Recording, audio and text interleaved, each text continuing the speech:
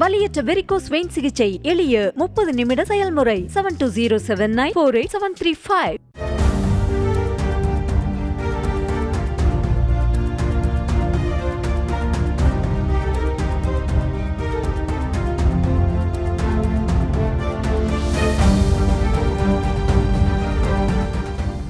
தஞ்சாவூர் கும்பகோணம் இடையேயான NH45C தேசிய நெடுஞ்சாலைதான் தஞ்சாவூரில் இருந்து சென்னைக்கு வரக்கூடிய பிரதான வழித்தடம். இந்த சாலைதான் ஐயப்பேட்டை, பாபநாசம், தாராசுரம் போன்ற பல்வேறு ஊர்களை இணைப்பது மட்டுமின்றி ஆன்மீக தலங்கள், அரசு மருத்துவமனை, பள்ளி, கல்லூரி, மார்க்கெட் ஆகியவை அமைந்துள்ளதால் தினமும் ஆயிரக்கணக்கான வாகனங்கள் பயணிக்கும் சாலையாகவும் உள்ளது.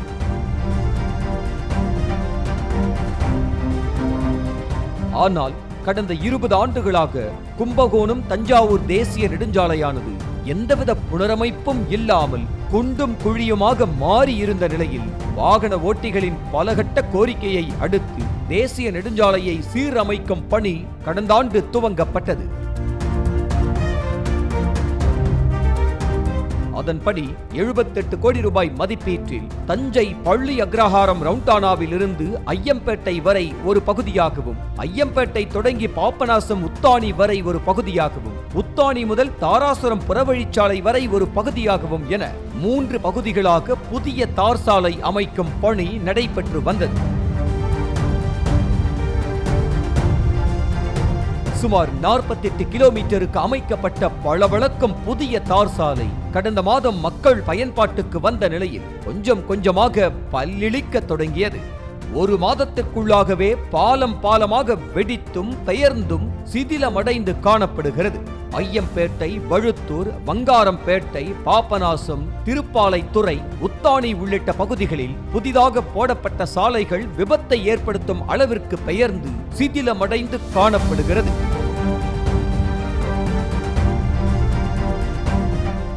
தார் சாலை பெயர்ந்து சாலையோரங்களில் தாறுமாறாக ஒதுங்கி இருப்பதால் அவ்வழியாக செல்லும் வாகனங்களின் சக்கரங்கள் வழுக்குவதாகவும், இதனால் உயிரை பிடித்துக் கொண்டு வாகனத்தை மெதுவாக இயக்கக்கூடிய சூழல் இருப்பதாகவும் வேதனையை கொட்டுகின்றனர் வாகன ஓட்டிகள்.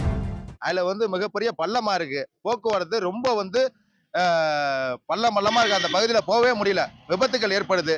அது இல்லாம ஆயிரக்கணக்கான லட்சக்கணக்கான மக்கள் இதுல போயிட்டு வந்துட்டு இருக்கு, விபத்துகள் ஏற்பட்டு தான் இருக்கு. இது எந்த அதிகாரி பாக்குறதுன்னு தெரியல, யார்கிட்ட முறையிடுறதுன்னு தெரியல. இவ்வளவு கோடிக்கணக்கில் செலவு பண்ணி 20 ஆண்டுகளுக்கு அப்புறம் இப்பதான் போடுற சாலை இது நல்லா இருக்குன்னு சொல்லிட்டு தான் நம்பி போறோம். இந்த பள்ளத்துல விழுந்து விபத்துகள் ஏற்படுது, வாகனங்கள் அப்படியே சரிவு ஏற்படுது. சாலையின் மோசமான நிலை தெரியாமல் இரவு நேரங்களில் வெளி மாவட்டங்களில் இருந்து அதிவேகத்தில் வரும் கார், பேருந்து போன்ற வாகனங்களின் நிலையை எண்ணி கூட பார்க்க முடியவில்லை.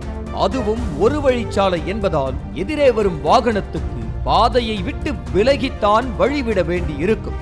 இப்படி இருக்க சாலையோர மண் திட்டுகளோடு பெயர்ந்த தார் சாலை புவியல் போல ஒதுங்கி இருப்பது விபத்தின் விபரீதத்தை சொல்லாமல் விளக்குகிறது.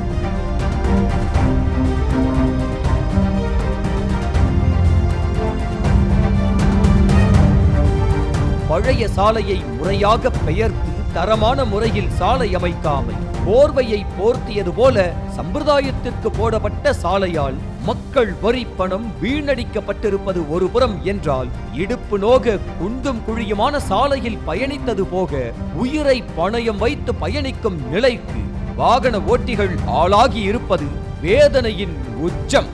எனவே சாலையை தரமற்ற வகையில் போட்டுக் கொடுத்த ஒப்பந்த நிறுவனத்தின் மீதும் இதனை கண்காணிக்காத அதிகாரிகள் மீதும் நடவடிக்கை எடுக்க வேண்டும் என்றும் கோரிக்கை எழுந்திருக்கிறது. வலியற்ற வெரிகோஸ் வெயின் சிகிச்சை எளிய 30 நிமிட செயல்முறை 7207948735. செய்திகளை உடனுக்குடனும் துல்லியமாகவும் தெரிந்து கொள்ள சப்ஸ்கிரைப் பண்ணுங்க.